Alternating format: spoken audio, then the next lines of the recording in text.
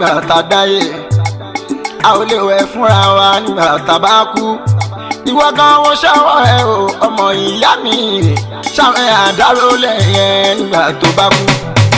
a ò lè wẹ̀ fúnra wa nígbà tá a dáyé a ò lè wẹ̀ fúnra wa nígbà tá a bá kú ìwọ náà wo ṣọwọ́ rẹ o ọmọ ìyá mi ṣàwọn àdáró lẹ́yìn ẹ nígbà tó bá kú. a ò lè wẹ̀ fúnra wa nígbà tá a dáyé a ò lè wẹ̀ fúnra wa nígbà tá a bá kú ìwọ náà wo ṣọwọ́ rẹ o ọmọ ìyá mi ṣàwọn àdáró lẹ́yìn ẹ nígbà tó bá kú. a ò lè wẹ̀ fúnra wa nígbà tá a dáyé a ò dáwẹ́ o. a ò lè wẹ̀ fúnra wa nígbà tá a bá kú láíláí. ìwọ náà wo ṣọwọ́. My name is Yahya Nefu, Imam of Masjid in New York. Wallahi Azim. I don't know what to say or where to start about the history of our Sheikh Bunyamin Ojuolape. Alhaji Bunyamin was a nice man and generous and cheerful because Almighty Allah blesses one of the founder of Nigeria Muslim in US entirely. So this is the reason why we are here today in order to join the group, to bury our chief imam, our missioner. May Almighty Allah forgive him, Almighty Allah save him from the punishment of the graveyard, inshallah. May Almighty be with his family together, inshallah.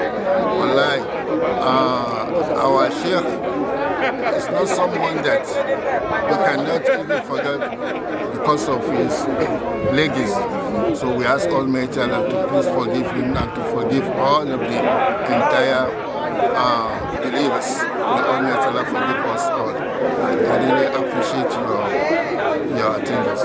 Kọ́ bí bàbá lọ́kùnrin àwa mẹ́rin ni bàbá bí ẹ̀gbọ́n mi ti ṣaláìsí èmi ni ó kú báyìí then lẹ́yìn tèmi kò mọ ọ̀yá òkú Ismail but my relationship with my father ni pé I was very close to him being a first son ó dẹ̀ explain more life to me when I get to United States 30 years ago he told me how the procedure in United States of America and he prayed for me that whatever I did in this country is by Nigeria Muslim Council, and I don't want you to leave Nigeria Muslim Council anywhere you are in your life.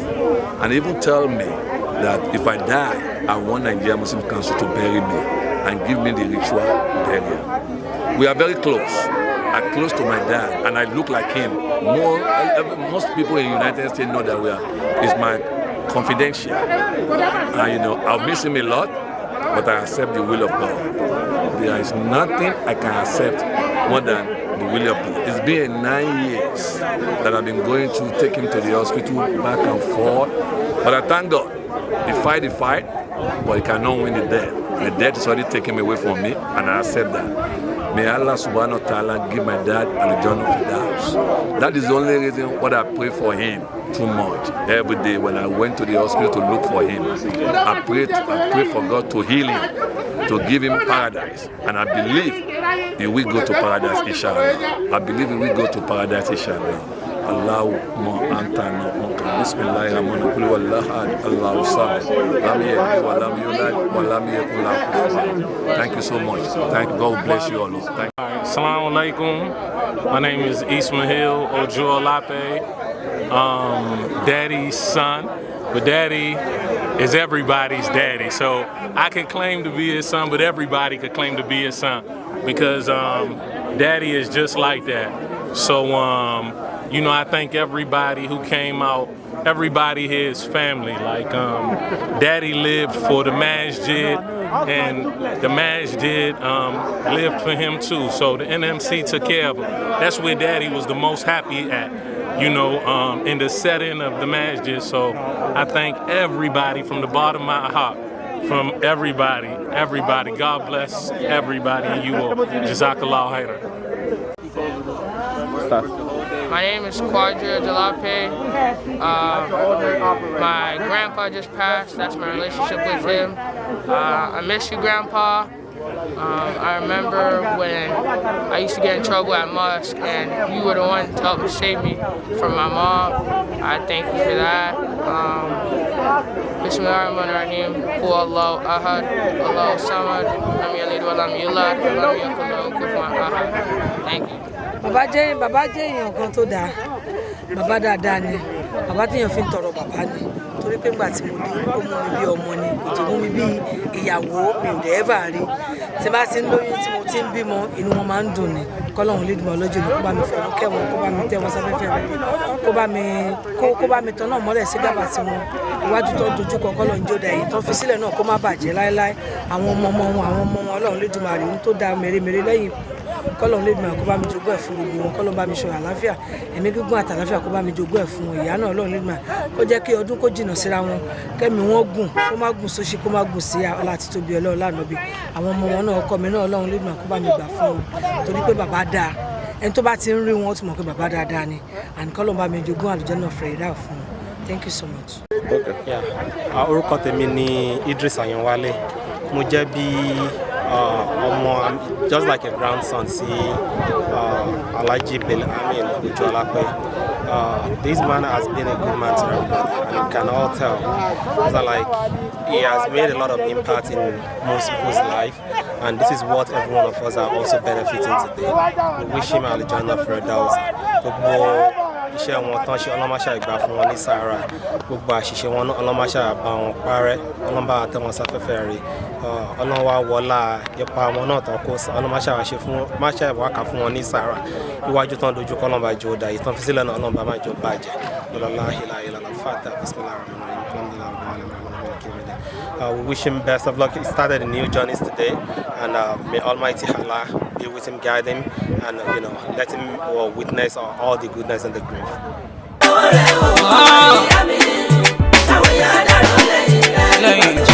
Mashallah, àkúkú ẹ̀ fúnra wa nígbà tá a dáyé o. A ò lè dáwọ́ ẹ̀ fúnra wa nígbà tá a bá kú. Ìwọ gan wo ṣẹ́wọ́ ẹ̀ o, ọmọ ìyá mi o. Ṣé wọ́n dárò lẹ́yìn yẹn nígbà tó máa kú tán?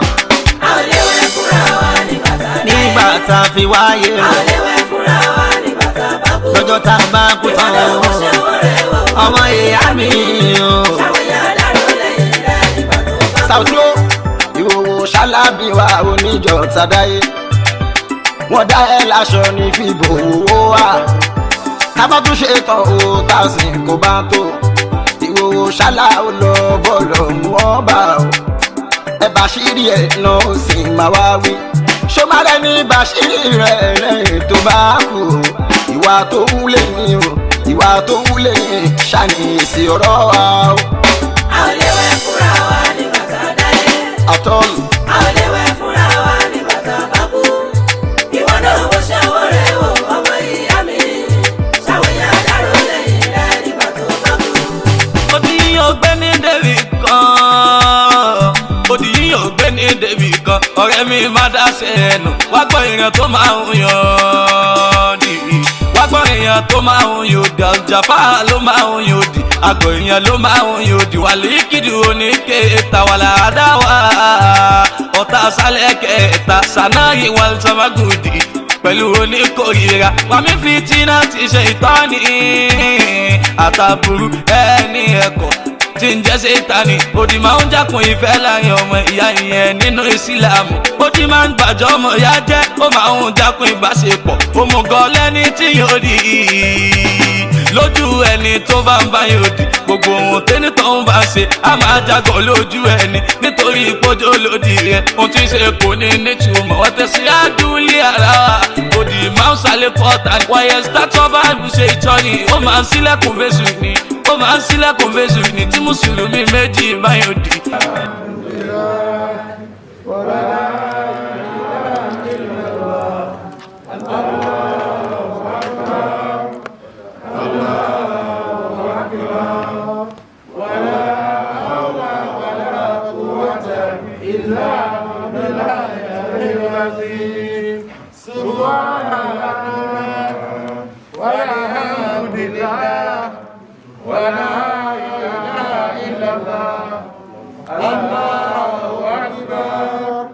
Allah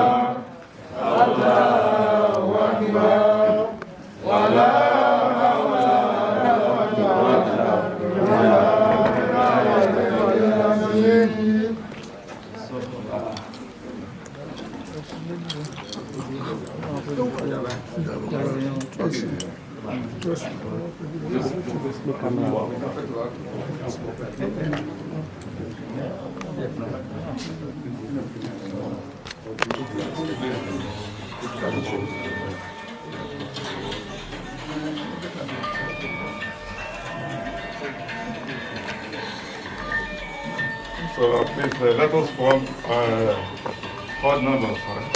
Odd number line. Odd number line. 3 or 5. 3 or 5 or 7.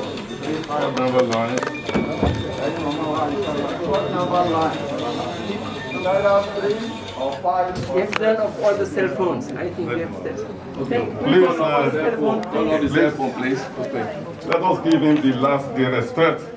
So you can put your phone on vibration or turn it off entirely. Hot numbers.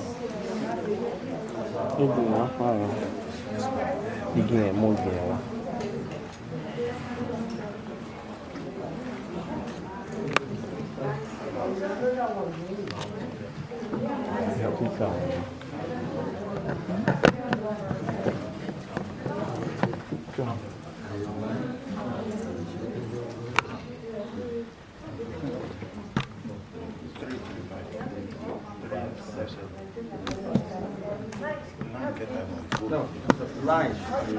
3. Yeah, you can many on the line, but it should be just 3 or 1 or 5. Hot numbers. Go to hot numbers. Side to side. Shoulder to shoulder.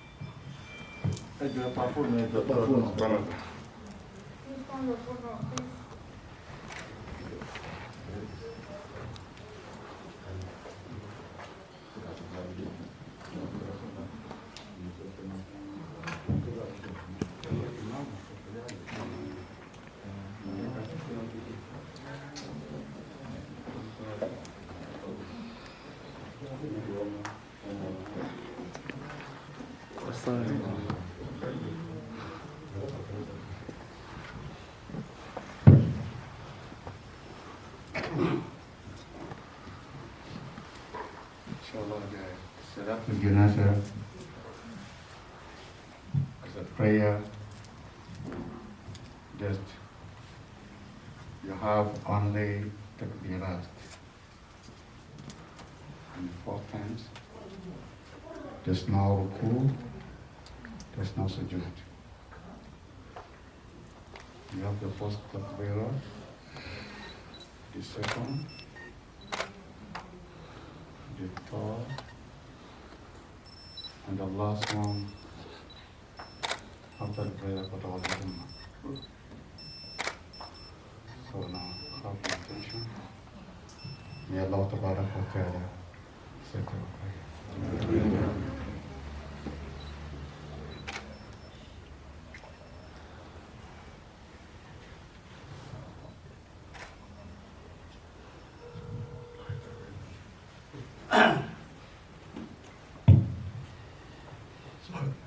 You don't have more than that, just to be grateful to Allah subhanahu wa ta'ala. Allahu Akbar wa la hawla wa la quwwata illa billah.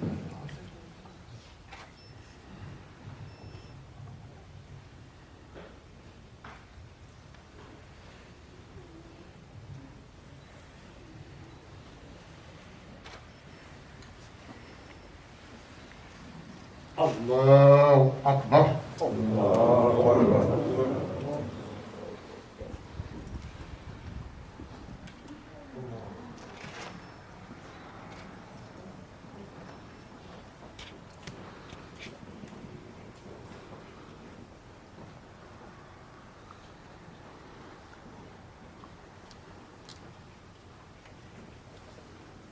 Allahu Akbar.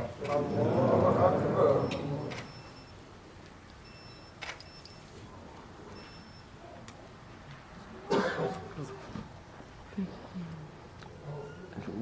Thank you.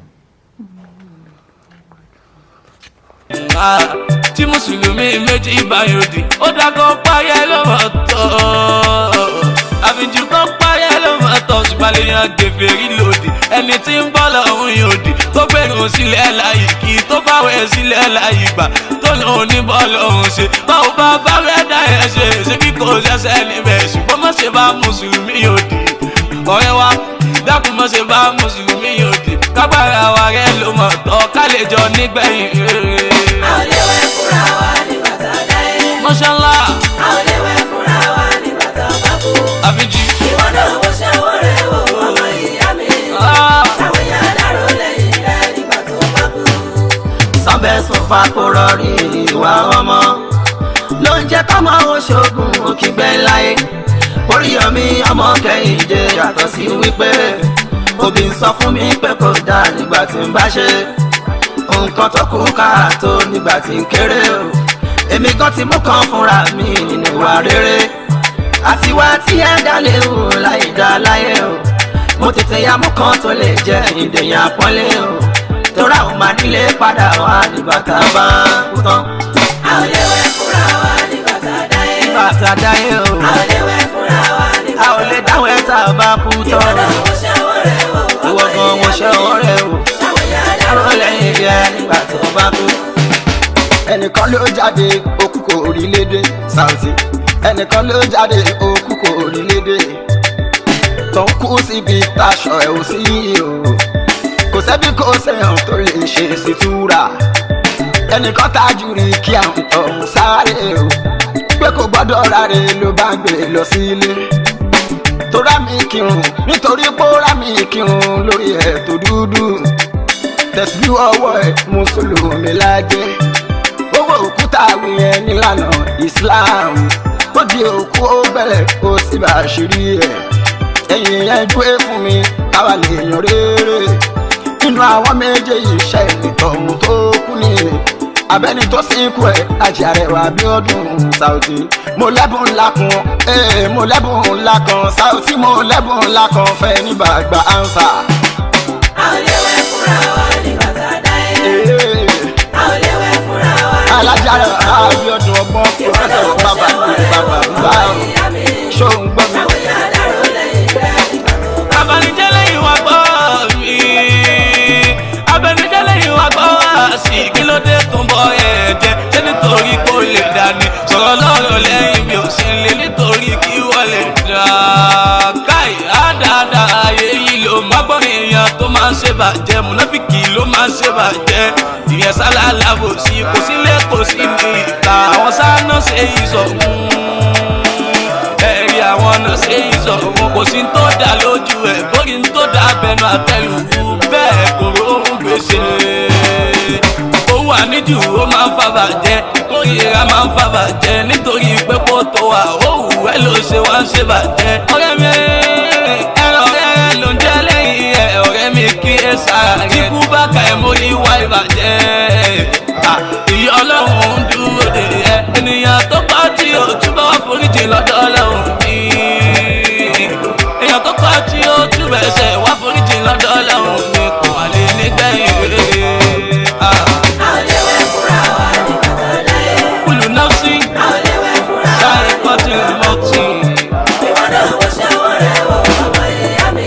ó dáadáa o lẹ́yìn tó bá kú. àdánìkan jẹ́ kan jẹ́ wá kan tiẹ̀ dá rárá àríjẹ má fẹ́ kẹ́nìkan ọ̀nà àtijẹ́ personal assistant ló jẹ́ sólò tó sì mọ̀ wípé ọ̀rẹ́ ń sọ́fà kó tó lè jẹun kan sínú oníbà ń sọ fún lówó rẹ̀ kó gbà mí síṣẹ́ mo mọ̀ pé mo dára níbi káwa kò lò olówó sì bí ẹni jẹ́ tá a ṣe lè rí driver oníkò ní ẹ̀ lára láti máa ṣe bí ẹ̀ tóun ti ṣe driver mọ́ ẹ̀wù ara ẹ̀ àdáni kànjọ́kànjọ́ lè lọ ìka tó gbórin ó wá rántí pé ọ̀la ọmọ tó bá bí o ó lè jàǹfààní ẹnìkan tó ti ṣèrànlọ́wọ́ fún. a ò lè wẹ̀ fúnra wa nígbà tá a dáyé. a ò lè wẹ̀ fúnra wa nígbà tá a bá kú. ìwọ náà wo ṣẹ́wọ́ rẹ̀ wò ọmọ ìyá mi. táwọn èèyàn dárò lẹ́yìn rẹ̀ nígbà tó bá kú. àdúrà ṣánígì ẹ̀bùn ọ̀hún tí mo ní bá lè gba ánsà wípé làǹkàyè oníyẹn ò ní kú ẹni ń bá ṣírí èèyàn lọ́nà kọ̀nà láyé o lọ́nà kọ̀nà ni wọ́n máa bá ṣírí ẹ̀ òkú tó kù yẹn la ó pè lẹ́ni rè tí o gbọ́dọ̀ rárí nítorí ó ti bá ṣírí ọmọ ẹ̀dá ẹgbẹ́ nígbà tó ń bẹ láyé ẹ̀san ló pàdé ẹ̀yìn di ọ̀rọ̀ rẹ̀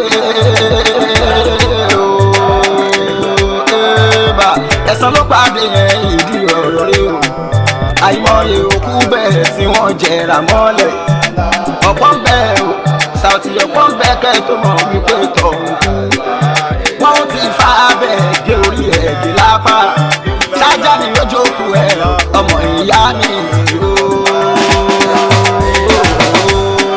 ṣáájá ni yóò jókòó ẹ̀ ìwọ ọmọ ìyá mi ìwà tó kú lẹ́yìn ṣàlẹ́sì ọ̀rọ̀ àwọn. a ò lè wẹ̀ fúnra wa ní bàtà dáyé. bàtà dáyé. a ò lè wẹ̀ fúnra wa ní bàtà bàbú. bàbá tukú. ìwọ náà wọ́n ṣe wọ́n rẹ̀ wọ̀ ọmọ ìyá mi o. àwọn ìyá dàrú lẹ́yìn rẹ̀ nígbà tó bá kú.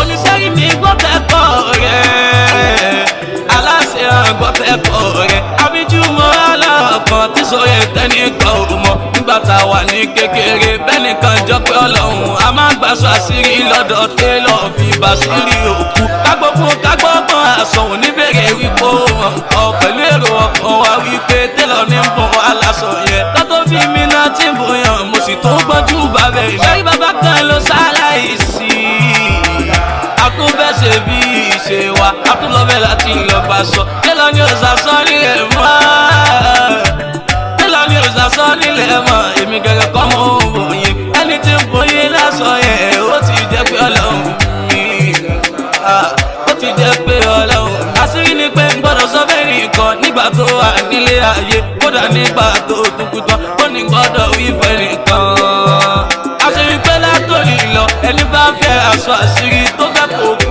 ẹ mọ́lẹ̀ yóò gbọ́dọ̀ wá sanwó aṣọ ọ̀rọ̀ ìpá mi láyà gan-an àfijì ẹ wọ́n ń gbàgbọ́ bàbá ọlọ́run mi kọ́lọ́run ṣàlékún ìkẹ́ fún ẹjẹ́ máa sọ̀rọ̀ máa wò bẹ̀ ọlọ́run láṣẹ sọ̀rọ̀. a ò lè wẹ̀ fúnra wa ní bàtà dáyé. mo mọ sọ́wọ́ yọ.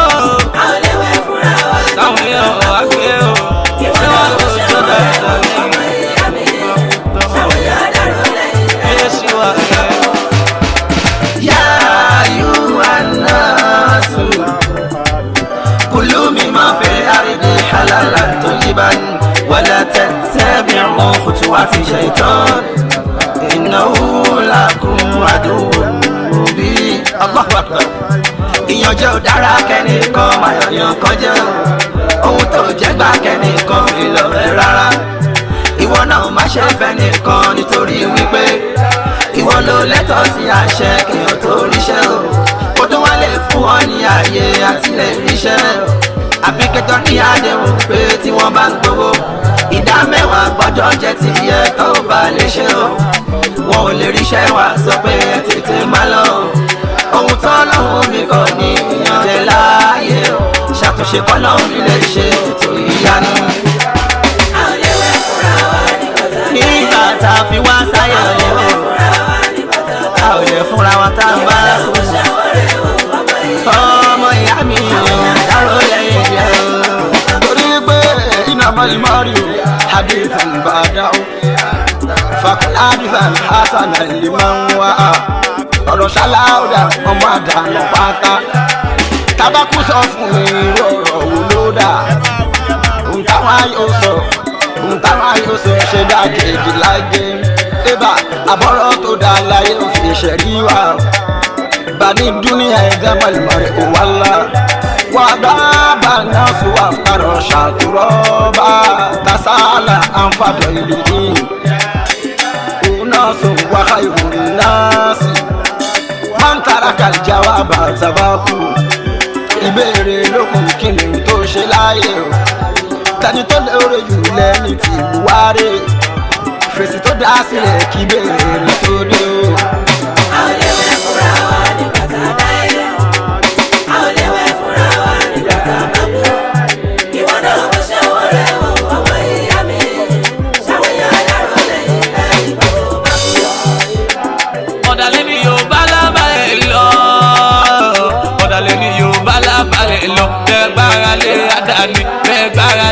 dání kènìyàn ló máa ń dalẹ̀. ọ̀pọ̀lọpọ̀ yẹn tá a bá múlẹ̀ àfíjú tó pọ̀ tí ò dání torí tá ò bá rán mọ́ lọ́jà ọjà ò ní rán mọ́ sílé ọ̀rẹ́ ló kọ́kọ́ ń dání kó tó di ipa àtàdání tí kù ilé ó bá pa ní tójú ò lè pa ní. àìmẹ̀yẹ yìí ni ó jẹ́ káwọn parí yìí pé gbàgbó ọmọdé dákun kí mọ́sá fojú di bóra gbàdákun bẹ́ẹ̀ fún ṣàpọ́nlé àjùní lọ.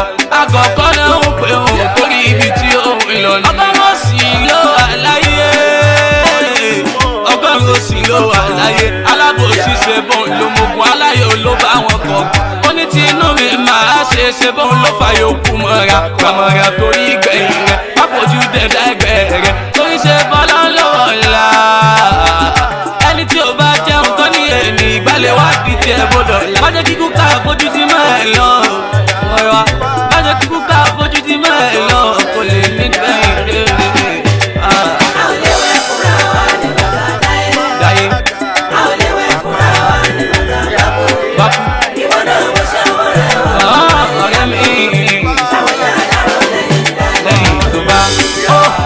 alágbára kalẹ̀ wù ìwà tá a bá fẹ́ ṣùgbọ́n kò sọ́nà láti ṣe àṣegbé rárá ó gbà láyé wá gbẹ̀san nígbà tó bá kú ó kírun tó tún báwẹ̀ kún ọ̀rẹ́ ó kírun tó tún báwẹ̀ kún ìwà ṣe kókó àṣẹ ńlẹ́sìn láláì níwà kún kò lè pé tán ẹ̀sìn ní pẹ́ńsù ohun tó bá kọ ẹ̀ṣẹ̀ ní kílínà ṣeré kò ṣe oníkálukú àgbẹ̀san bóyá rúti ẹ sórí kẹ́mi gbẹ̀tẹ̀ mi ọ̀la máa tó wí o ṣẹ́ni tó ń lẹ́tàn sálùjọ́ náà ní kò sí àjẹ́ náà.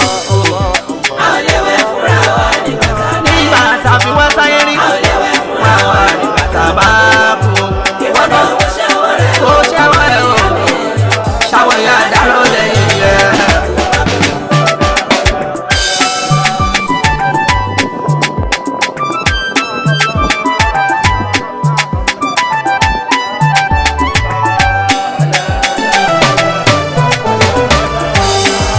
àòdédé wáyé ọba tó dà wá sáyé ṣé bó ń lọ́wọ́ tó gbá lérò tó fi ní ká wáyé.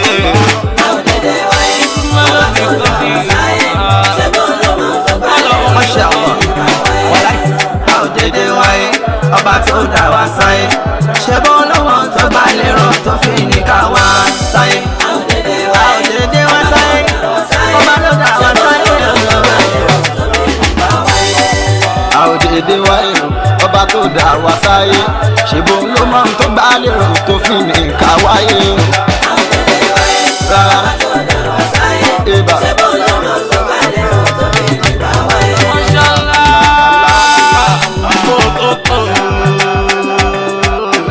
kòkòrò ìdè òrìdà lámìdé mòtúndé ọmọ àdé iṣó tó ti dé pẹ̀lú bákọ̀ṣọ́ orin mo mú kéèké mo fẹ́ fi orin táyà fi kọ́gbọ́n kò sẹ́fi díwọ̀n ìjọ kò sùnwọ̀n ó kọjá ọ̀rẹ́ nù àròdà òjò lórí mi ó kọjá èrè o ẹ tí mo ti ń bá dé o ó ọlọ́run ló yàn wá ọ̀kadà arámọ̀ ti gbẹ èmi pẹ̀lú ajá rẹwà Saoty Abiodun bàbá máa bú bá alájọsẹ̀ yìí àfinjú pẹ̀lú ajílẹ̀ tí ìfọmọ́tàn èdè tí ń jẹ́ orí ọ̀rin ẹ bá péré lédi ẹjọ́ pẹ̀lú àwọn nǹkan fi ìdílé oyin tó dùn tó ní kíwọ́n tó tún lóyìn tó pé làwọn nǹkan fáyé ẹni bá béèrè wípé báwo ló ṣe jẹ́ kó béèrè lọ́wọ́ tó dá wa sáyé torí. àòdédé wáyé ọba tó dà wá sáyé ṣé bó ń lọ́wọ́ tó gbá lérò tó fi ní ká wá wálé ayé. bẹ́ẹ̀ àwọn àbíkún láyé o abẹ́rí àwọn àbíkún láyé lọ́nà tó yàtọ̀ sí pé síkú sí class táwọn doctors ń ṣàlàyé wípé genotype ààrẹ nìkan ó máa lè ṣàkóbá fún lọ́kọ láyà kan máa bímọ aláìsàn láyé ìgbà tó wù aláwòrán ló lè gbẹ̀mí kó wá alábìkún láyé ẹ má jẹ́ kẹ́nikẹ́ni ó lọ ṣe yín lọ́nà ẹ sì máa bíró ẹ sì máa bí ẹ ṣọlọ́run tó pa àwọn ọmọ wa náà bí iṣẹ́ tẹ̀ṣẹ̀ ni ẹ wí náà ọlọ́run ló mọ̀ tó gbà lérò tí ṣẹlẹ̀ fi wáyé. àòdédé wáyé ọba tó dà wá sáyé. torí pé wà á mọ̀ khalaqtul jinna wal insa illa liya'budun ọba tó dá wa sáyé ọlọ́ndà nítorí ká lè jọ́sìn fún ni àòdèdè wáyé o ọba tó dá wa sáyé ṣèbó ló mọ ohun tó gbá lérò tó fi ní ká wáyé o. àòdèdè wáyé ọba tó dá wa sáyé ṣèbó ló mọ ohun tó gbá lérò tó fi ní ká wáyé. Yẹ̀fàlù máyà ṣáhùn àlá ọba ṣe yóò lọ́yọ̀ mi ló ẹrù ẹ̀ tó dá tó bá wọn lọ́hùn wàhálà ò lè mí kẹrù ẹ̀ jọ lọ́la kò sẹ́ni tí dẹ̀ra òwò àbí gàì gbogbo alóhùn kà pàṣẹ.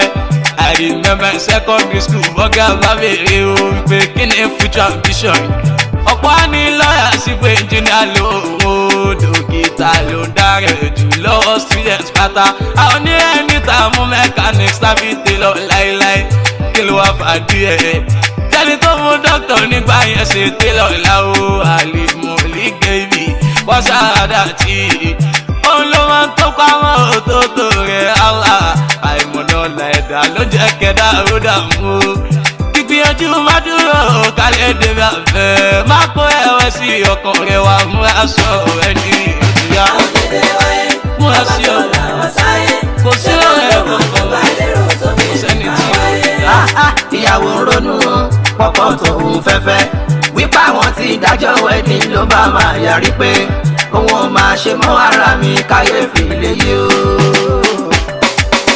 ǹjẹ́ kí ni ohun tíyàwó ṣe lọ́kọ rẹ̀ bá wípé òun ṣẹ̀ṣẹ̀ gbọ́ pé tán bá fẹ́ra pé fusion máa yíwọ́ wọ́n máa bẹ títí wọ́n bẹ títí o àfi ìgbà tó nílá òun ò ṣe gbéyàwó mọ́ òun lòun ò lè wá kú ìwọ máa ronú mọ́ jọ̀wọ́ máa ronú mọ́ ọlọ́run ló mọ̀ tó bá lérò tọrọ náà fi rí bẹ́ẹ̀ ìtìjú yẹn ju ká ṣe ìyàwó kẹ́nìkan lọ sí ìwé.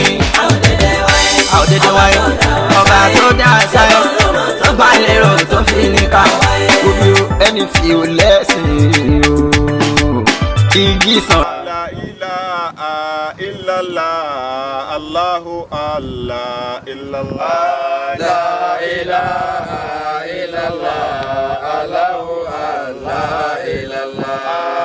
La ilaha illallah Allahu Allah illallah. La ilaha illallah Allahu Allah illallah. La ilaha illallah Allahu Allah illallah. La ilaha illallah Allahu Allah illallah.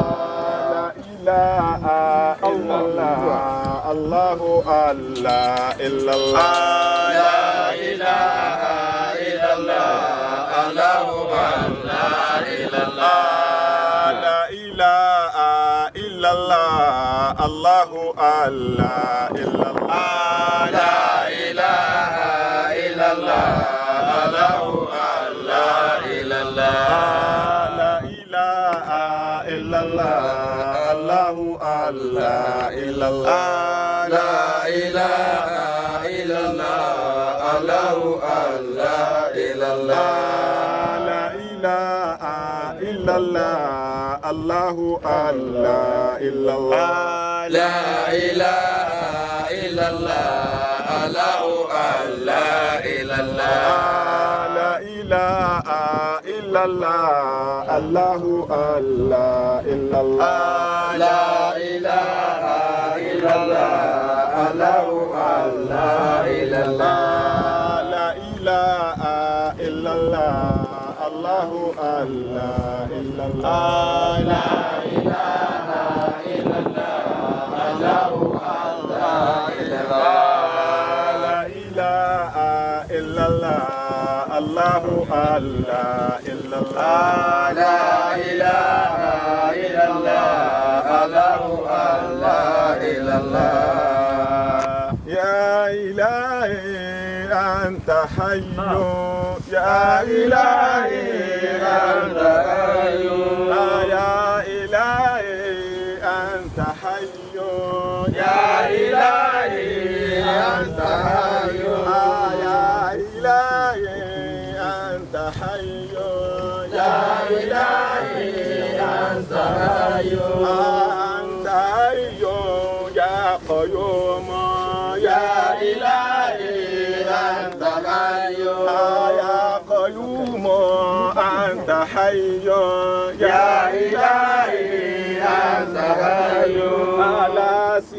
سواك في البقاء يا إلهي أنت حي على سواك في البقاء يا إلهي أنت حي على سواك في البقاء يا إلهي أنت حي على سواك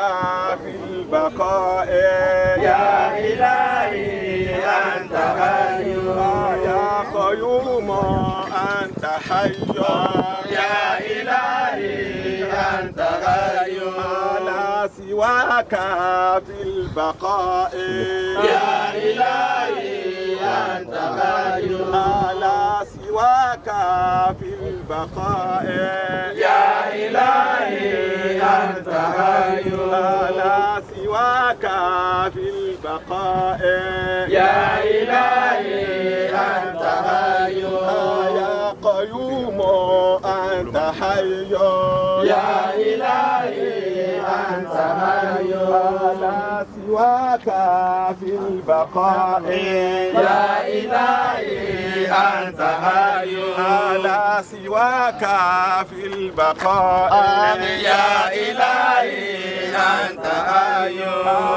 سواك في البقاء يا إلهي أنت حي على سواك في البقاء يا إلهي أنت حي يا قيوم أنت حي يا إلهي أنت حي على سواك في البقاء يا إلهي أنت حي على سواك في البقاء يا إلهي أنت حي على سواك في البقاء يا إلهي أنت حي على سواك في البقاء يا إلهي أنت حي يا قيوم أنت حي يا إلهي أنت حي يا قيوم في البقاء يا إلهي أنت حي يا قيوم في البقاء يا إلهي أنت حي على سواك في البقاء يا إلهي أنت حي على سواك في البقاء يا إلهي أنت حي على سواك في البقاء يا إلهي أنت حي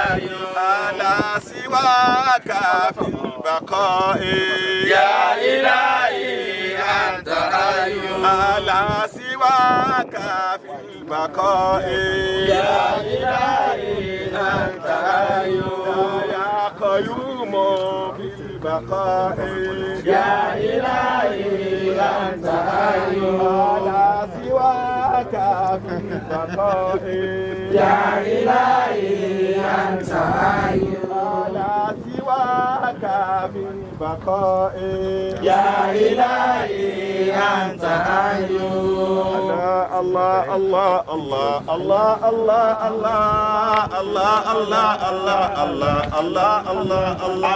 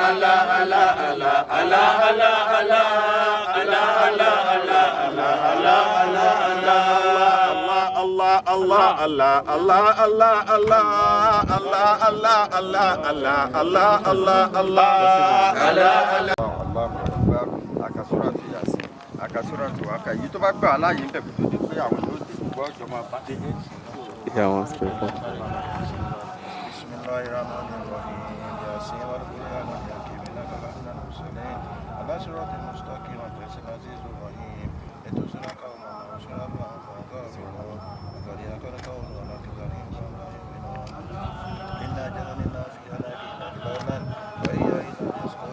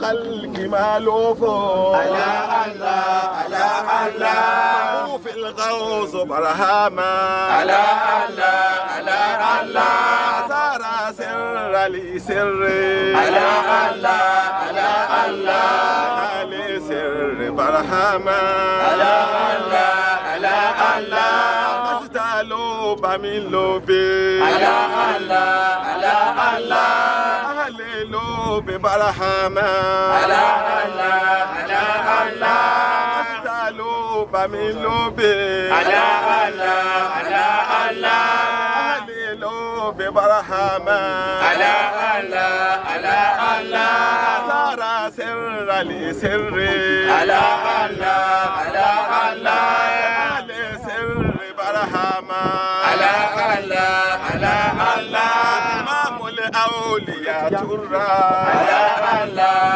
ألا الله إمام الأولياء ترى ألا الله ألا الله كل وكيل برهاما ألا الله ألا الله كل وكيل برهاما ألا الله ألا الله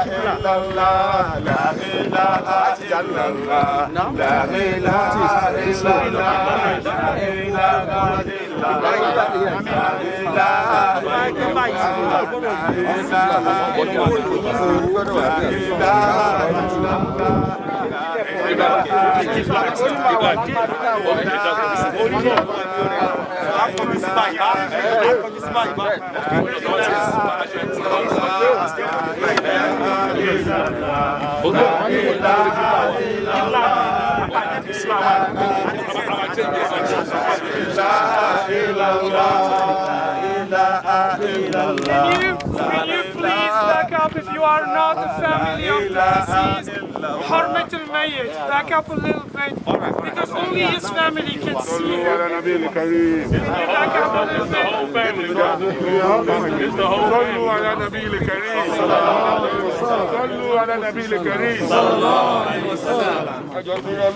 Wọ́n fẹ́ kí àwọn àfáà tí wọ́n fẹ́ ṣe ètò bí bàbá ṣe máa wọnú sàárè àwọn náà fẹ́ ní àyè yìí ẹjọ́ torí Ọlọ́run sódà tẹ̀ kí wọ́n lè ṣe gbogbo gẹ́gẹ́ bí ó ṣe yọ ẹjọ́ bá ṣiṣẹ́ ìdíẹ̀ ẹ bá ṣiṣẹ́ ìdíẹ̀ ẹjọ́ torí Ọlọ́run. dọ́kọ̀ tún ló máa fi lélẹ̀ akọ̀ tún yẹn dà ọwọ́ tó wọn ní kí n bá ṣe. left ló máa bọ́ sílẹ̀ yìí o. orí ni wọ́n ní kíbla sọ ni. ẹsìn bí bá jẹ́ kíbla right now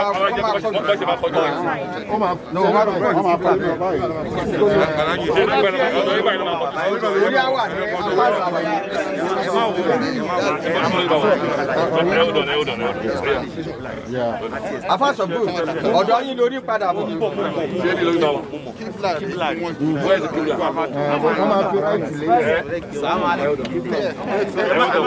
wọ́n ní kíbla rí náà. Salamu alaikum. Ẹjọ́ ká máa yí kí ìpadà náà. ẹ máa kọ́ àti gẹ̀ẹ́tì ẹ máa wọlé àwọn àyè. ẹ jẹ́ kó máa yí pẹ̀lú. Sorry. Excuse me. Bismillah, àwọn tá a gbé lẹ́sẹ̀. No, that's why I told you. Exactly right.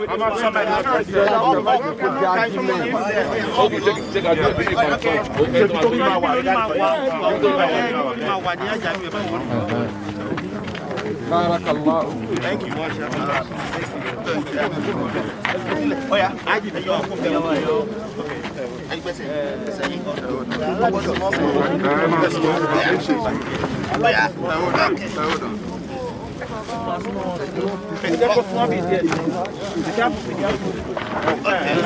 we take him out. I'm on the I'm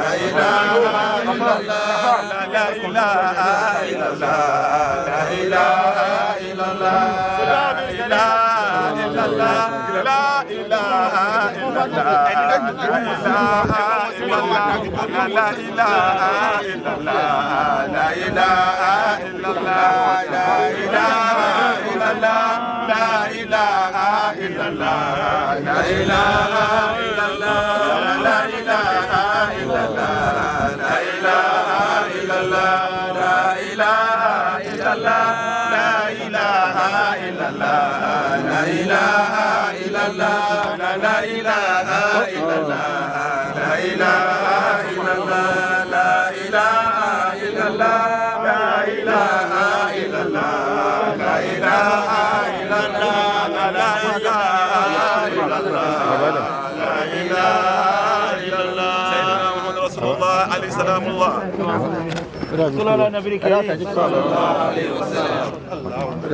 wọ́n fẹ́ kí kásímẹ́yìn yẹ̀ mí wàá mọ bó ṣe ń pè é. Please turn off your phone, please. Excuse me. Wọ́n ní kẹ́ súnmọ́ ìdí ẹ̀ tó lọ́wọ́ ẹjọ́. They want us to back up a little bit.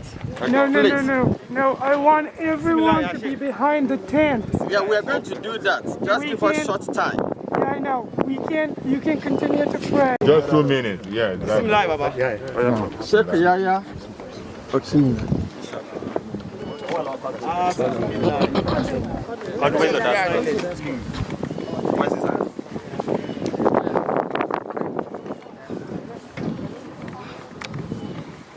Amin ya Allah. Amin ya Allah. Bismillah, alhamdulillah, Rasulullah. Alhamdulillah, Rasulullah. Bismillah, alhamdulillah, Rasulullah.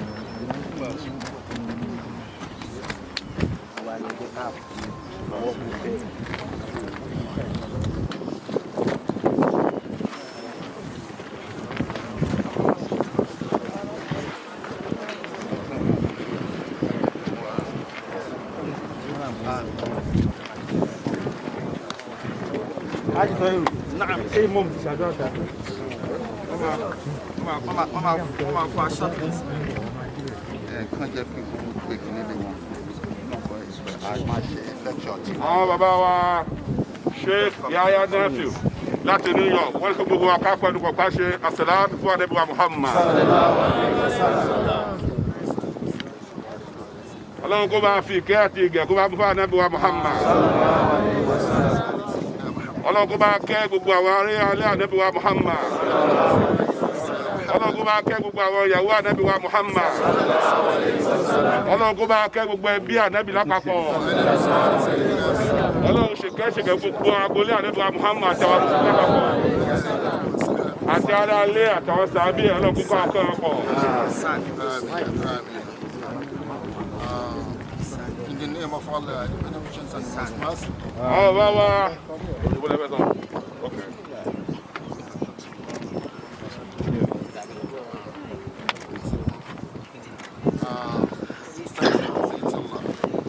We praise Him.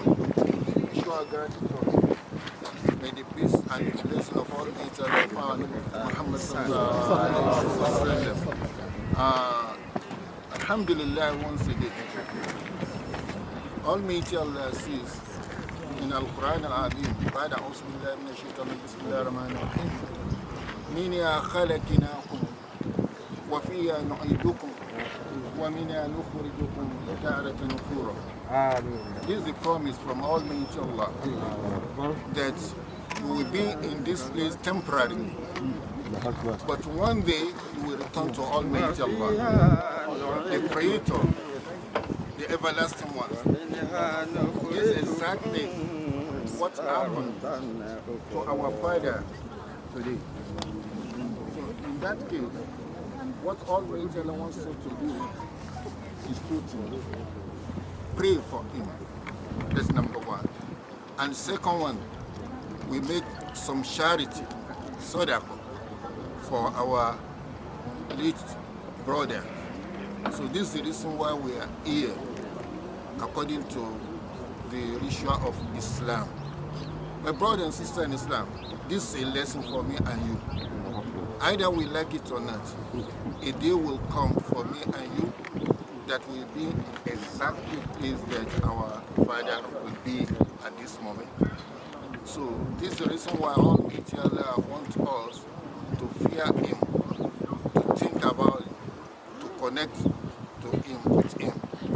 So we ask Almighty Allah to please forgive our Sheikh Bunyamin Ojuolape for us. Amen. We ask Almighty Allah to pardon him. Amen.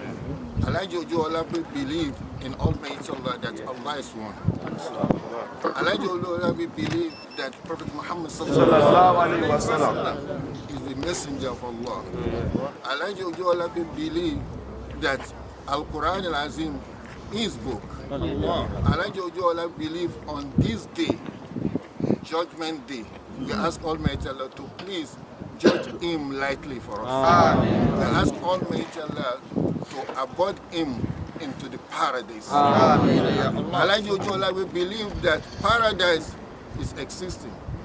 Oh Allah, please enter him into that paradise. Save him out of the fire, hellfire. Bijai Rasulullah sallallahu alaihi wasallam. Oh Allah, oh Allah, oh Allah, make good preparation for Alhaji Ojuola. Oh Allah, oh Allah, you are the one. You are the one. You are the one. You are the first and you are the last. Ask Almighty Allah to please forgive him. Ask Almighty Allah to please forgive him. Ask Almighty Allah to please forgive him. Bismillahir Rahmanir Rahim. Bismillahir Rahmanir Rahim. Bismillahir Rahmanir Rahim. Allahumma anta rabbuh. Allahumma anta rabbuh. Allahumma anta rabbuh. Allahumma ighfir lahu. Allahumma ighfir lahu. Allahumma ighfir lahu. Warhamu. Warhamu. Warhamu. Wa'afihu. Wa'afihu. Wakkihim azab النار. وكهم عذاب القبر يا رب العالمين. لا إله إلا أنت. لا إله إلا أنت. لا إله إلا أنت.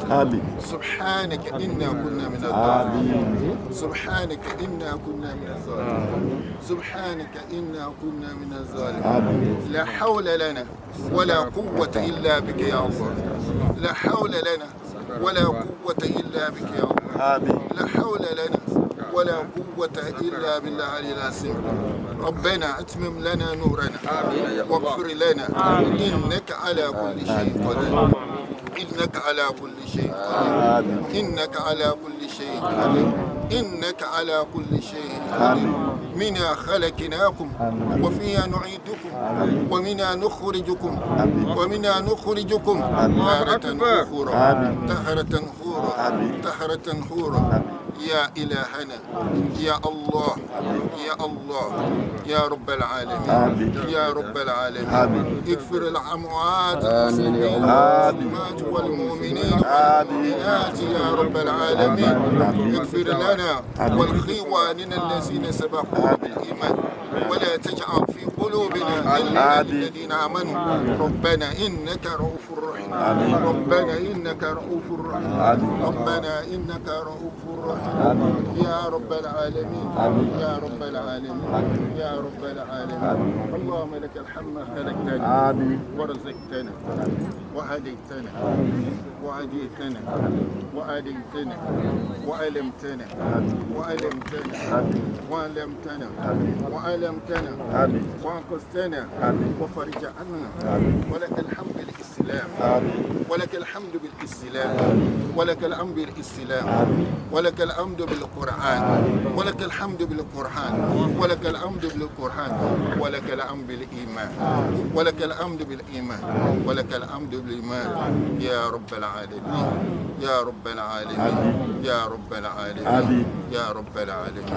اللهم اغفر لنا ولجميع المؤمنين والمؤمنات يا رب العالمين يا رب العالمين. اللهم صل وسلم وبارك على سيدنا محمد وعلى آل محمد كما صليت ورحمت وباركت على سيدنا إبراهيم وعلى آل سيدنا إبراهيم في العالمين إنك حميد مجيد. بسم الله قل هو الله. بسم الله الرحمن الرحيم. قل الله أحد الله الصمد لم يلد ولم يكن له كفوا أحد. تحية السلام عليك أيها النبي ورحمة الله وبركاته. السلام عليكم ورحمة الله وبركاته. àfàsìkò àfìṣàdúrà àfàsìkò yìí fún ṣàdúrà fún gbogbo wa pátápátá látòkèdè pátápátá látòkèdè lọ ọkùnrin ní obìnrin ní ọmọdé ní àgbà ní látòrí àwọn aṣíwájú ọlọ́pẹ́ látòrí àwọn bàbá wa ọlọ́njarí yín pẹ́ ọlọ́njarí yín pẹ́ o ọlọ́njarí yín pẹ́ o ọlọ́njarí yín pẹ́ ọlọ́mọdé gbà yín lọ́wọ́ báyìí má gbà wá náà lọ́wọ́ yín báyìí ọlọ́njà pẹ́ fúnra wa ọlọ́njà pẹ́ fúnra wa fàánù ọlọ́run àbíbí ọlọ́run ọlọ́run bá wà pẹ̀lú yín àmọ̀pá ni wọ́n mọ̀ ṣe yín kọ́lá àmọ̀pá ni wọ́n mọ̀ ṣe yín bọ̀ kọ́lọ́ kọ́ bá dúró tì kọ́lọ́ bá ti dúró tì yàn ó ti parí kọ́lọ́ kọ́ bá dúró tì yín o kó ṣàánú yín. bẹ̀rẹ̀ látòtún wá dórí àwọn alájà wa wọ́n látòrí àwọn alájà wa ojú ọlá pé ọlọ́run bá wa mú wọn dúró ọlọ́run bá mú wọn dúró ọlọ́run bá ṣàánú wọn gbogbo àwọn ọmọ látòrí àwọn bọ́ọ̀dẹ̀ wa látòrí ìjọba jami ó lè dórí ibi tó dé ibi tó ti bẹ̀rẹ̀ débi tó dé ọlọ́ba pẹ̀lú yín ọlọ́mọ́tò ní tẹ̀lé ọlọ́mọ́tò ní tẹ̀lé tó jìnà síra àmọ̀pá lọ àmọ́ ọlọ́run láti jọ yàrá yìí ṣàánú ọlọ́run ọlọ́dún tó kiri rẹ̀ lọ́dún gbogbo alápapọ̀ ọkùnrin ní obìnrin ní ọmọdé ní àgbà ní gbogbo ìgbà wá àwa lásán wọ́n bá mọ oore tó wà níbi ìtúta wà yìí ni bí wá sí bíbá yìí kóde èèyàn ní tọrọ kíkú wọ́n ní kóde èèyàn ní tọrọ kíkú lé ní àbí kíkú máa mú yàn lọ kí ẹ máa lọ àtẹ́ndì jẹnẹ́sà Ànábì Muhammad sallallahu alaihi wasallam ó jẹ́ ká mọ̀ wípé téèyàn bá fi lè wá sí irú ibi tá a wà yìí Ànábì Muhammad sallallahu alaihi wasallam ó ní Ọlọ́run ó fún ẹni yẹn ní kìrát wọ́n wá bí Ànábì pé kí ló mí nípa kìrát ó ní pẹ́ńpẹ́ ọ̀rọ̀ tí ò ní tán tó dàbí gẹ́gẹ́ bí òkè húdù tá a máa ń lọ nígbà lẹ́nu kankan ó gbà Ọlọ́run kó wá wọlé abẹ́ tí a bá rí yẹn nínú òsùn ẹ̀ nígbà tí a mọ̀ ìjọ́rẹ́ ńlá kọ́ ni Ọlọ́run kó jọ Ọlọ́run kó san gbogbo wa Muhammadu Rasulullah sallallahu alaihi wasallam gbogbo àwọn tí wọ́n ti lọ tó fi wá dórí àwọn náà Ọlọ́run kó bá wa foríjì wọn foríjì wọn bá wa ṣàánú àwọn táàmù àwọn àfáà wa àwọn ẹni Ọlọ́run kó bá pa gbogbo Ọlọ́run náà àtọ́yìnà bísímìlá kúrú àlá gbogbo àwọn ọmọ tá a ṣàdúrà fún tó ti lọ Ọlọ́run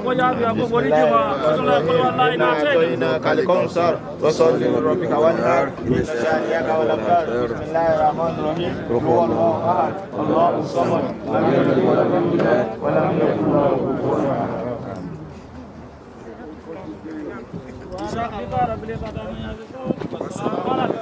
الحمد لله رب العالمين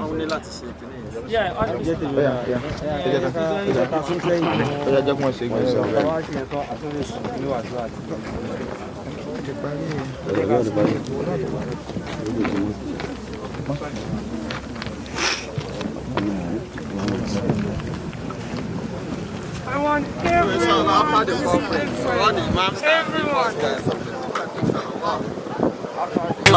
àkókò ẹ fúnra wa nígbà tá a dáyé o a ò lè dáwọ́ ẹ fúnra wa nígbà tá a bá kú ìwọ gan wo ṣẹ́wọ́ ẹ o ọmọ ìyá mi o ṣé wọ́n dárò lẹ́yìn yẹ nígbà tó máa kú tán. a ò lè wẹ̀ fúnra wa nígbà tá a fi wáyé o a ò lè wẹ̀ fúnra wa nígbà tá a bá kú lọ́jọ́ tá a bá kú tán o ọmọ ìyá mi o. Sauty o ìwòwò ṣálábì wa oníjọ tàdáyé wọ́n dá ẹ láṣọ ní fìbò owó wa tábà tún ṣe tán o tàṣìn kò bá tó ìwòwò ṣálá ó lọ bọ́ọ̀lù wọ́n bá o ẹ bàṣírí ẹ náà ó sì máa wá wí ṣọmọdé ní bàṣírí rẹ lẹ́yìn tó bá kú ìwà tó wúlé ní o ìwà tó wúlé ní ṣàníyèsí ọ̀rọ̀ wa o. a ò lè wẹ̀ fúnra wa nígbà tá a dáyé. àtọ́lù. a ò lè wẹ̀ fúnra wa nígbà tá a bá kú. ìwọ náà wo ṣàwọ̀ rẹ̀ o ọmọ ìyá mi. ṣàwòyà dárò lẹ́yìn rẹ̀ nígbà tó bá kú. Odi yín ò gbé ní débì kan. Odi yín ò gbé ní débì kan. Ọ̀rẹ́ mi má dá ṣe ẹnu. Wá gbọ́ ìrìn tó máa ń yan dì. Wá gbọ́ ìrìn tó máa ń yòdì. Àjàfà ló máa ń yòdì. Àgọ̀ èèyàn ló máa ń yòdì. Wà líkìdì oníke tàwàlà àdáwà. Ọ̀tá sálẹ̀ kẹta. Sànáyì wà sàmágùdì. pẹ̀lú oníkórìíra wàmí fìtínà ti ṣe ìtọ́ni àtàbùrú ẹni ẹ̀kọ́ tí ń jẹ́ Sátánì òdì máa ń jákun ìfẹ́ láàrin ọmọ ìyá ìyẹn nínú ìsìlámù òdì máa ń gbàjọ́ ọmọ ìyá jẹ́ ó máa ń jákun ìbáṣepọ̀ òmùgọ̀ lẹ́ni tí yóò di lójú ẹni tó bá ń bá yóò di gbogbo ohun tẹ́ni tó ń bá ṣe á máa jágọ̀ lójú ẹni nítorí ìpọ́jọ́ lòdì rẹ̀ ohun tí ń ṣe kò ní nítumọ̀ wọ́n tẹ̀sí àdúlé ara wa òdì máa ń sálẹ̀ pọ́tà wáyé sítátọ́ bá ń ṣe ìtọ́ni ó máa ń sílẹ̀kùn fèsù ni ó máa ń sílẹ̀kùn fèsù ni tí mùsùlùmí méjì báyọ̀ di tí mùsùlùmí méjì báyọ̀ di ó dákọ̀ páyẹ́ lọ́wọ́ tọ́ àfijù kan páyẹ́ lọ́wọ́ tọ́ ṣùgbọ́n lè yan gèfèrí lòdì ẹni tí ń bọ́ lọ́hùn yóò dì tó gbẹ̀rún sílẹ̀ láyé kí tó fáwẹ̀ sílẹ̀ láyé gbà tó lòun ní bọ́ lọ́hùn ṣe báwo bá bá rẹ̀ dá ẹ̀ ṣe bí kò ṣẹ̀ṣẹ̀ níbẹ̀ ṣùgbọ́n má ṣe bá mùsùlùmí yóò dì ọ̀rẹ́ wa dákun má ṣe bá mùsùlùmí yóò dì kágbára wa rẹ̀ ló mọ̀ tọ́ ká lè jọ nígbẹ̀yìn rere. a ò lè wẹ̀ fúnra wa nígbà tá a dáyé. mọ́ṣálá. a ò lè wẹ̀ fúnra wa nígbà tá a bá kú. àfijì. ìwọ náà wo ṣe owó rẹ̀ wò ọmọ ìyá mi. táwọn èèyàn dárò lẹ́yìn rẹ̀ nígbà tó bá kú. sọ́bẹ̀sùn fàkúrọ̀ rí ìwà ọmọ ló ń jẹ́ kọ́mọ oṣoògùn òkìgbẹ́ láyé Oríyọmí ọmọ Kẹ́hìndé yàtọ̀ sí wípé òbí ń sọ fún mi pé kò dáa nígbà tí ń bá ṣe nǹkan tó kù káàtó nígbà tí ń kéré o èmi gan ti mú kan fúnra mi nínú ìwà rere àti wá tí ẹ dá léwu láì dá láyé o mo tètè ya mú kan tó lè jẹ ìdèyàn àpọ́nlé o tóra ò máa nílé padà wá nígbà tá a bá kú tán. a ò lè wẹ̀ fúnra wa nígbà tá a dáyé. nígbà tá a dáyé o. a ò lè wẹ̀ fúnra wa nígbà a ò lè dáwọ́ ẹ̀ tá a bá kú tán. ìwọ náà wo ṣe owó rẹ̀ wò ìwọ gan wo ṣe owó rẹ̀ wò. táwọn èèyàn dárò lẹ́yìn rẹ̀ nígbà tó bá kú. ẹnìkan ló jáde òkú kò rí lédè Saoty ẹnìkan ló jáde òkú kò rí lédè tó ń kú síbi táṣọ ẹ̀ ò sí o kò sẹ́bí kò sẹ́yàn tó lè ṣe sí túra ẹnìkan tájú rí kí àwọn ọ̀hún sáré o pé kò gbọ́dọ̀ ráre ló bá gbé lọ sílé tó rá mi kírun nítorí pé ó rá mi kírun lórí ẹ̀ tó dúdú tẹ̀síbí ọwọ́ ẹ̀ mùsùlùmí lájẹ́ owó òkúta wí ẹ nílànà Islam ó di òkú ó bẹ̀rẹ̀ ó sì bá ṣírí ẹ̀ ẹ̀yìn yẹn dúé fún mi káwa lè yan rere nínú àwọn méjèèjì ṣe ìtọ̀hún tó kú ní abẹ́ni tó sìnkú ẹ̀ Àjàrẹwà Abíọ́dún Saoty mo lẹ́bùn ńlá kan mo lẹ́bùn ńlá kan Saoty mo lẹ́bùn ńlá kan fẹ́ ní bàgbà ánsà. a ò lè wẹ̀ fúnra wa nígbà tá a dáyé. a ò lè wẹ̀ fúnra wa nígbà tá a dáyé. Alájàrẹwà Abíọ́dún ọgbọ́n pòfẹ́sọ̀ bàbá bàbá ṣóun gbọ́ mi. táwọn èèyàn dárò lẹ́yìn rẹ̀ nígbà tó bá kú. abanijẹ́ lẹ́yìn wa gbọ́ mi abanijẹ́ lẹ́yìn wa gbọ́ wá sí kí ló dé tó ń bọ́ ẹ̀ jẹ́ ṣé nítorí kó lè dání sọ̀rọ̀ lọ́rọ̀ lẹ́yìn bí ó ṣe ń lé nítorí kí wọ́n lè dá káì àdáadáa ayé yìí ló máa gbọ́ èèyàn tó máa ń ṣe bàjẹ́ múnáfíkì ló máa ń ṣe bàjẹ́ ìyẹn sálà lábòsí kò sílé kò sí ní ìta àwọn sáà náà ṣe ìsọ̀ ẹ̀rí àwọn náà ṣe ìsọ̀ òun kò sí tó dá lójú ẹ̀ bórí tó dá bẹnu àtẹlù bẹ́ẹ̀ kò róhùn gbèsè. owó àníjù ó máa ń fàbàjẹ́ ìkórìíra máa ń fàbàjẹ́ nítorí pé kó tó wà òwú ẹ̀ ló ṣe wá ń ṣe bàjẹ́. ọ̀rẹ́ mi ẹran ọ̀rẹ́ rẹ ló ń jẹ́ lẹ́yìn ẹ̀ ọ̀rẹ́ mi kí ẹ sára rẹ̀ kíkú bá ka ẹ̀ mórí wá ìbàjẹ́. ìyá ọlọ́run ń dúró de ẹ ènìyàn tó pa tí ó túbọ̀ wá foríjì lọ́dọ̀ ọlọ́run mi èèyàn tó pa tí ó túbọ̀ ẹsẹ̀ wá foríjì lọ́dọ̀ ọlọ́run mi kò má lè nígbẹ̀yìn rere. a ò lè wẹ̀ fúnra wa nígbà tá a dáyé. kùlù náà sí a ò lè wẹ̀ fúnra wa ṣáà ìkọ́tì mọ́tì. ìwọ náà wo ṣe owó rẹ̀ wò ọmọ ìyá mi. ó dáadáa o lẹ́yìn tó bá kú.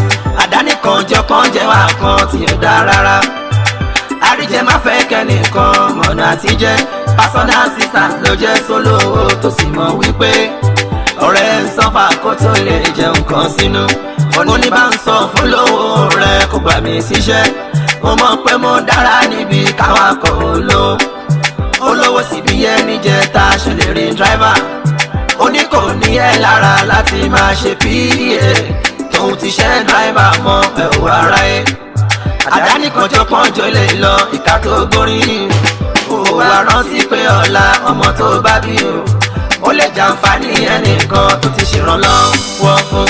a ò lè wẹ̀ fúnra wa nígbà tá a dáyé a ò lè wẹ̀ fúnra wa nígbà tá a bá kú ìwọ náà wo ṣẹ́wọ́ rẹ̀ wò ọmọ ìyá mi ṣàwòyàn àdáró lẹ́yìn rẹ̀ nígbà tó bá kú.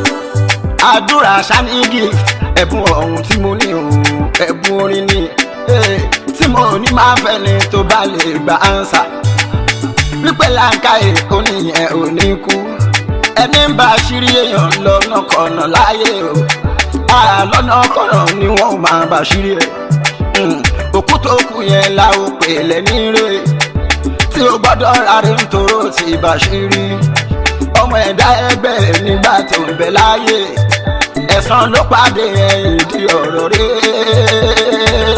o ẹ̀san ló pàdé ẹ̀yìn di ọ̀rọ̀ rẹ̀ o àìmọye òkú bẹ́ẹ̀ tí wọ́n jẹrà mọ́lẹ̀ ọ̀pọ̀ ń bẹ o Saoty ọ̀pọ̀ ń bẹ kẹ́ tó mọ̀ wípé tọ̀hún kú wọ́n ti fa abẹ́ gé orí ẹ̀ gé lápá ṣáájá ni ó jókòó ẹ̀ ọmọ ìyá mi o ṣáájá ni ó jókòó ẹ̀ ìwọ ọmọ ìyá mi ìwà tó wúlé ní ṣàlèsì ọ̀rọ̀ a o. a ò lè wẹ̀ fúnra wa nígbà tá a dáyé. Bàtà dáyé.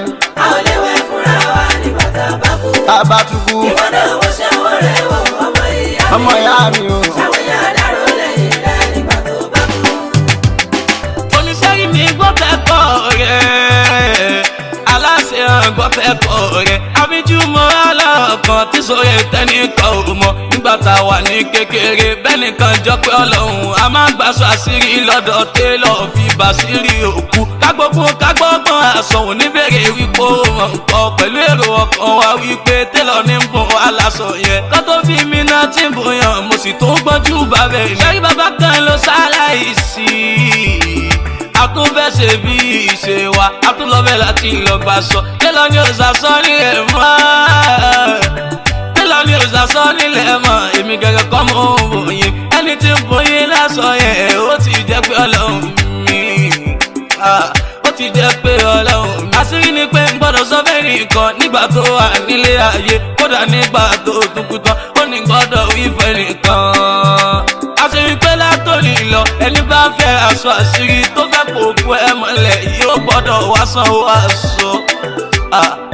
ọ̀rọ̀ ìpamí láyà gan-an àfijú ẹ̀wọ̀n olùgbàgbọ́ bàbá ọlọ́run mi kọ́lọ́run ṣàlékún ìkẹ́ fún ẹja máa sọ̀rọ̀ máa wò bẹ̀ ọlọ́run láṣẹ sọ̀rọ̀. a ò lè wẹ̀ fúnra wa nígbà tá a dáyé. mo mọ sọ́wọ́ yẹn o. a ò lè wẹ̀ fúnra wa nígbà tá a bá kú. táwọn yẹn ò wá gbé o. ìwọ náà wo ṣẹ́wọ́ rẹ̀ wò ọmọ ìyá mi ṣàwòyàn àdáró lẹ́yìn rẹ̀. yéésù wà rẹ̀. yá ayyuhan-nasu kulu mimma fil ardi halalan tayyiban wala tattabi'u khutuwati shaytan innahu lakum aduwwun mubin. Allahu akbar. ìyànjẹ ò dára kẹ́nìkan máa yọ̀yàn kan jẹ́ o ohun tó jẹ́ gbà kẹ́nìkan fi lọ rẹ̀ rárá ìwọ náà má ṣe fẹ́ nìkan nítorí wípé ìwọ ló lẹ́tọ̀ọ́ sí àṣẹ kéèyàn tó ríṣẹ́ o kó tó wá lè fún wọn ní ààyè àti lè ríṣẹ́ o àbí kẹjọ ní àdéhùn pé tí wọ́n bá ń gbowó ìdá. kò sí any more thing until Saturday ní Muslim Council 2 o'clock ẹni àfa tó bá wish láti pray fún bàbá nígbà yẹn wọ́n lè sòkè dilẹ̀ ńjọ́ yẹn but ẹni tó bá wish láti dúró láti ṣàdúrà fún bàbá kó dúró kó ṣàdúrà but not kakàn dúró síbi kakàn máa ṣe but Saturday a máa ṣe gbogbo ẹ̀ papọ̀ ní mọ́ṣáláṣí ẹ má trunk lọ sí ilé ibi tí alájà wà alájà ò ní láìkẹ́ bẹ́ẹ̀ yẹn so ẹ jẹ́ ká fún wọn ní this 3 days to mourn then tó bá di Saturday ẹni tó bá wish láti rálájà ní mosque inshallah bí kudratullah ẹ jọ̀ọ́ ẹ jẹ́ ká ṣe bẹ́ẹ̀ yẹn kí Ọlọ́run kó gbàdúrà gbogbo wa kọ́lọ́run kó fún wa ṣe so tá bá ti kú òun bí ẹ ṣàdúrà títí 3 days ẹ máa fọkàn ṣàdúrà fún bàbá kọ́lọ́run jẹ́ kí bàbá rọ́nà lọ kán lè rókè gùn kọ́lọ́run kó ṣàdúrà wa ẹ̀ tó bá fẹ́ ṣàdúrà you can stay and ṣàdúrà.